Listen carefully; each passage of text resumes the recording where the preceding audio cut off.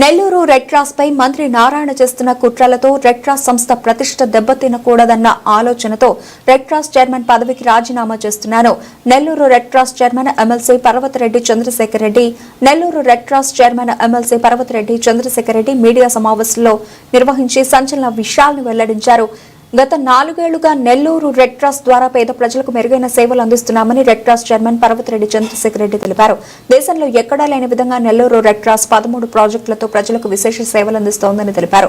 Red cross chairman గా బాధ్యతలు చేపట్టిన నాటి నుంచి రెడ్ క్రాస్ కమిటీ ఆధ్వర్యంలో రెడ్ క్రాస్ అభివృద్ధికి శక్తివంచన లేకుండా కృషి చేశామని తెలిపారు. కరోనా లాంటి క్లిష్ట పరిస్థితుల్లో కూడా రెడ్ క్రాస్ ద్వారా ముందుకొచ్చి ప్రజలకు ఎన్నో సేవలు చేయడం జరిగిందన్నారు. రెడ్ క్రాస్ కమిటీ ద్వారా క్యాన్సర్ హాస్పిటల్ అభివృద్ధి, బ్లడ్ బ్యాంక్ ఆధునీకరణ, తలసేమియా క్లినిక్ ఏర్పాటు, రెడ్ క్రాస్ స్పాస్టిక్ సెంటర్లో మానసిక దివ్యాంగులైన చిన్నారులకు ఉచిత బస్సు, అలాగే ఉచిత భోజన వసతి ఏర్పాటు చేశామని తెలిపారు. ప్రస్తుతం మంత్రి నారాయణ రెడ్ క్రాస్ ప్రతిష్టను దెబ్బతీసేందుకు కుట్రలు పన్నుతున్నారని ఆరోపించారు. అందుకు ప్రత్యక్ష ఉదాహరణ తానేనని పేర్కొన్నారు. నారాయణ హాస్పిటల్ వారికి అనుమతులు లేనప్పటికీ రెడ్ క్రాస్ ద్వారా ఒప్పందం కుదుర్చుకుని క్యాన్సర్ వైద్యశాల ఏర్పాటు చేయాలని భావించి తనను సంప్రదించాలని తెలిపారు.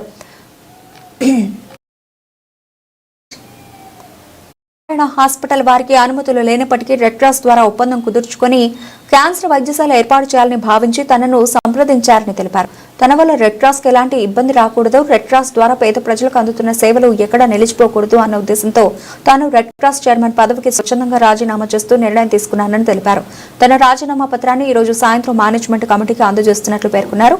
తాను రాజీనామా చేసినప్పటికీ రెడ్ క్రాస్ కు పూర్తి సహాయ సహకారాలు అందిస్తూ రెడ్ క్రాస్ అభివృద్ధికి పాటుపడతానని తెలిపారు.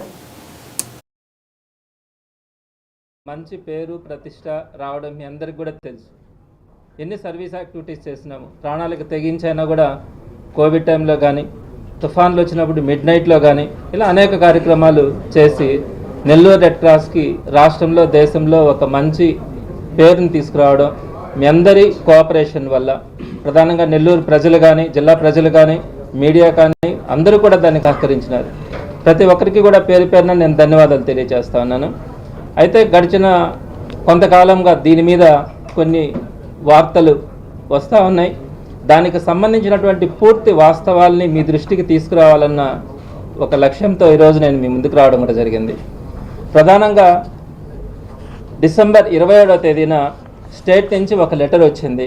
అది మీ అందరికీ కూడా సర్క్యులేట్ అవుతూ ఉంది. అదేవిధంగా ఈరోజు మార్నింగ్ కలెక్టర్ గారు రేపు మార్నింగ్ ఆయన ఒక మేనేజింగ్ కమిటీ మీటింగ్ని పెడుతున్నట్టుగా మా అందరికీ కూడా నోటీసులు ఇవ్వడం ఈరోజు మార్నింగ్ వచ్చింది. సో దీనికి సంబంధించినటువంటి పూర్వాపరాలని ఏం జరుగుతూ ఉంది, నెల్లూరు రెడ్ క్రాస్కి సంబంధించి ఇక్కడ ఏ విధమైనటువంటి పరిస్థితులు ఉన్నాయో నేను మీ దృష్టికి కొన్ని తీసుకొని వస్తాను. ప్రధానంగా మంత్రి నారాయణ గారిని నెల్లూరు ప్రజలు 70,000 మెజార్టీతో గెలిపించారు. ఒక మంచి మెజార్టీ ఇచ్చారు. దానికి కారణం ఏంటంటే ఆయన అందరికీ అందుబాటులో ఉంటాడు, పేద ప్రజలందరికీ సహాయం చేస్తాడు, చెప్పి మాట మీద ఉంటాడు. ఇక్కడ నెల్లూరుకు సంబంధించినటువంటి డెవలప్మెంట్ యాక్టివిటీస్ ఏవైతే డెవలప్మెంట్ యాక్టివిటీస్ జరుగుతూ ఉన్నాయో వాటిని చేయడంతో పాటు కొత్తగా ఆయన అండర్గ్రౌండ్ డ్రైనేజ్ని కానీ, వాటర్ సిస్టమ్ని కానీ, ఇంకా మిగిలిపోయినటువంటి ఫ్లైఓవర్స్ కానీ, బ్రిడ్జిలు కానీ వీటన్నింటినీ కూడా ఆయన డెవలప్ చేసి నెల్లూరుకు ఒక మంచి పేరుని తీసుకొని వస్తారని అందరూ ఆశించాం. కానీ అందరూ కూడా 6 నెలల నుంచి చూస్తూ ఉన్నారు నెల్లూరు ప్రజలు ఎంత ఇబ్బందులు పడుతూ ఉన్నారో. ఆయన ఏకపక్ష ధోరణి, ఎవరిని పట్టించుకోకుండా ఆయన తీసుకుంటున్నటువంటి నిర్ణయాలు అందరూ కూడా గమనిస్తూ ఉన్నారు, బాధపడుతూ ఉన్నారు. ఇందుక మనం 70,000 మెజారీ ఆయనకి ఇచ్చింది అని. సో నేను ఇక్కడ 2 పాయింట్స్ని అక్కడ ఇక్కడ చెప్తా ఉన్నాను. సో ఇక్కడ దీనికి సంబంధించినటువంటి వాస్తవాలు నేను మీ దృష్టికి తీసుకొని వస్తాను. నారాయణ గారికి ఇన్స్టిట్యూషన్స్ ఉన్నాయి. ఆ ఇన్స్టిట్యూషన్స్కి సంబంధించి ఆయన ఏ విధంగా వెళ్ళారో అందరికీ తెలుసు. సో ఎన్నో ఇన్స్టిట్యూషన్స్ని ఇబ్బంది పెట్టడం కానీ, చాలామందిని ఏ విధంగా ఇబ్బంది పెట్టారో కొంతమందికి కూడా తెలుసు. అయితే ఇప్పుడు ఆయన రెడ్ క్రాస్ సంబంధించి ఆయన ఇన్వాల్వ్ కావడం అన్నది ఏ విధంగా ఎందుకు ఇన్వాల్వ్ అయినాడు అనే విషయాల్ని నేను మీ దృష్టికి తీసుకొని వస్తాను. నాన్న గారికి నేను పొలిటికల్గా నేను ఒక పార్టీలో, ఆయన ఒక పార్టీలో ఉన్నారు. సో నా మీద ఆయనకి కొంత కోపం కానీ, లేకపోతే నా ఎదుగుదలని ఆయన సహించలేకపోవడం న్యాచురల్గా ఉండొచ్చు. నేను దానికి సిద్ధపడే వచ్చినాను, పాలిటిక్స్ని చేస్తాను. ఒక మంచితనంతో ప్రజలందరికీ దగ్గరగా ఉండాలా, ఏదైతే మనం మాట చెప్పమో వాటన్నింటినీ కూడా ప్రతిపక్షంలోనైనా కూడా ఒక నిజాయితీగా జగన్మోహన్ రెడ్డి గారి వెంట నడవడానికి నేను సిద్ధంగా ఉన్నాను, తప్పకుండా కూడా నడుస్తాను. సో దాంట్లో ఏదైనా ఆయనకి పొలిటికల్ ఇష్యూస్ ఉంటే, నా మీద ఏదైనా బాధ ఉంటే నేను దానికి బాధపడను. కానీ రెడ్ క్రాస్ లాంటి వాటిల్లో ఆయన ఇన్వాల్వ్ కావడం. సో రెడ్ క్రాస్ గురించి మొత్తం 13 ప్రాజెక్టులు రెడ్ క్రాస్లో ఉన్నాయి. ఒకటి cancer hospital, blood bank, spastic centre, ఇలా మొత్తం 13 ప్రాజెక్ట్స్, మేజర్ ప్రాజెక్ట్స్ని మన నెల్లూరు రెడ్ క్రాస్ రన్ చేస్తూ ఉంది. అయితే ఇక్కడ నేను మీకు కొన్ని వాస్తవాల్ని మీ దృష్టికి తీసుకొని వస్తూ ఉన్నాను. నారాయణ గారికి మెడికల్ కాలేజ్ హాస్పిటల్ ఉంది, మీ అందరికీ తెలుసు. దాంట్లో ఒక నెల రోజుల లోపల ఆయన క్యాన్సర్ హాస్పిటల్ని ఆయన మెడికల్ కాలేజ్ హాస్పిటల్లో ప్రారంభించడానికి సిద్ధపడుతూ ఉన్నాడు. దీనికి సంబంధించి క్యాన్సర్ హాస్పిటల్ అంటే 3 డిపార్ట్మెంట్స్ ఉండాలి. ఒకటి radiation oncology, medical oncology, surgical oncology. ఈ 3 డిపార్ట్మెంట్స్ ఉంటేనే ఏ క్యాన్సర్ పేషెంట్కైనా, ఏ క్యాన్సర్ ఇన్స్టిట్యూషన్కైనా కూడా క్యాన్సర్కి సంబంధించి ఆరోగ్యశ్రీ క్లెయిమ్ అవుతుంది. అయితే ఆయన క్యాన్సర్ ఇన్స్టిట్యూషన్ని ప్రారంభించేటప్పుడు రేడియేషన్ ఆంకాలజీని ప్రారంభించడం ఆయనకి సాధ్యం కాదు. ఇప్పుడల్లా 1 year పడుతుంది. బంకర్ కట్టాలా, దానికి సంబంధించి లెనాక్ మిషన్ తీసుకొని రావాలా, 1 year పాటు దానికి సమయం పట్టేదానికి అవకాశం ఉంది. ఆయన మెడికల్ ఆంకాలజీ, సర్జికల్ ఆంకాలజీ ఈ రెండింటినీ ప్రారంభించాలని, రేడియేషన్ ఆంకాలజీకి సంబంధించి ఆయన ఇప్పుడు బంకర్ని కట్టే పరిస్థితిలో 1 year దాకా లేడు. కాబట్టి నాకు ఒక నెల రోజుల క్రితం, నేను వాస్తవాలు చెప్తా ఉన్నాను, ఒక నెల రోజుల క్రితం నాకు వాళ్ళ ప్రిన్సిపల్ ఫోన్ చేశాడు. చేసి, సార్ మేము ఇట్లా క్యాన్సర్ ఇన్స్టిట్యూషన్ పెట్టాలనుకుంటున్నాము, మేము రేడియేషన్ ఆంకాలజీని స్టార్ట్ చేయడం సాధ్యం కాదు, కాబట్టి ఆరోగ్యశ్రీ రావడం ఇబ్బంది అవుతుంది, మీ క్యాన్సర్ హాస్పిటల్తో మాకు MOU కావాలా అని అడిగారు.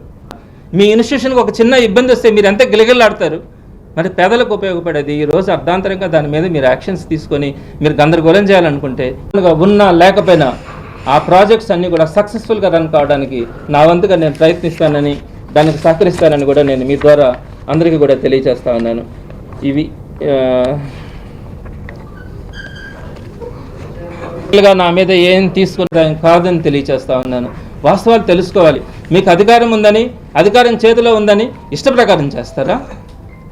వైఎస్ఆర్సీపీ గవర్నమెంట్లో కూడా టీడీపీ చైర్మన్స్ చాలా దగ్గర ఉన్నారు, చాలా జిల్లాల్లో ఉన్నారు. నేను పేర్లు ఇప్పుడు చెప్పడానికి ఇష్టపడను, కానీ ఎవరిని కూడా ఏమీ డిస్టర్బ్ చేయలేదు, ఏం మాట్లాడలేదు. సరే, ఇక్కడ కూడా చేశారు, దాన్ని కూడా కాదనట్లేదు, పెట్టుకోండి, మీ ఇష్టం వచ్చినట్టు పెట్టుకోండి, ప్రజలే న్యాయం చెప్తారు.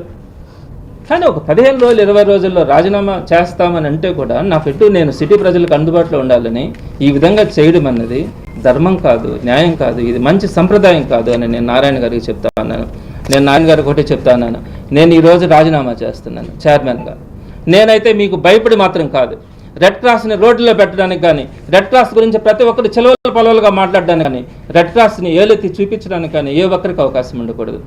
సో నేను స్వచ్ఛందంగా, నేను చైర్మన్గా నేను రాజీనామా చేసినా కూడా ఆ ప్రాజెక్ట్స్ ఏదైతే ఉన్నాయో, తలసేమియా చిన్నారులకు సంబంధించి మీ అందరికీ తెలుసండి, ఎన్ని బోన్ మ్యారో ట్రాన్స్ప్లాంటేషన్స్ చేసి ఎంతమందికి మనం పునర్జన్మను కలిగించాం. ఈరోజు వాళ్ళందరి కోసం 20 bedded క్లినిక్ కడుతూ ఉన్నాం, ఒక బ్యూటిఫుల్గా కడుతూ ఉన్నాం. బ్లడ్ బ్యాంక్ని అద్భుతంగా రెనోవేట్ చేయబోతా ఉన్నాం. స్పాస్టిక్ సెంటర్కి ఒక మంచి ప్లే గ్రౌండ్ని రెనోవేట్ చేస్తూ ఉన్నాం. 20 daysలో వాటన్నిటిని పూర్తి చేయాలి. నాకు సంబంధించి నేను ఫుల్ టైమ్గా దానికి సంబంధించి అవన్నీ కంప్లీట్ కావడానికి, దానికి ఏదైనా ఆర్థిక సాయం కానీ ప్రతి ఒక్కటి కూడా నేను దగ్గర నేను కంప్లీట్ చేస్తాను. అదేవిధంగా నారాయణ గారికి కూడా చెప్తా ఉన్నాను, మీ తరం కాదు, రెడ్ క్రాస్ లాంటి స్వచ్ఛంద ఆర్గనైజేషన్స్ని మీరు ఇబ్బంది పెట్టడానికి కానీ, దాన్ని నేను ఒకవేళ చైర్మన్గా లేకపోయినా కూడా ప్రజలు ఎవరు ఊరుకోరు, అలానే రెడ్ క్రాస్ మెంబర్స్ ఎవరు కూడా సహించరని తెలియజేస్తా ఉన్నాను. తప్పకుండా మేనేజింగ్ కమిటీతో పాటు నేను నడుస్తాను. ఆ రెడ్ క్రాస్కి సంబంధించి నేను చైర్మన్గా ఉన్నా లేకపోయినా ఆ ప్రాజెక్ట్స్ అన్నీ కూడా సక్సెస్ఫుల్గా రన్ కావడానికి నా వంతుగా నేను ప్రయత్నిస్తానని, దానికి సహకరిస్తానని కూడా నేను మీ ద్వారా అందరికీ కూడా తెలియజేస్తా ఉన్నాను. ఇవి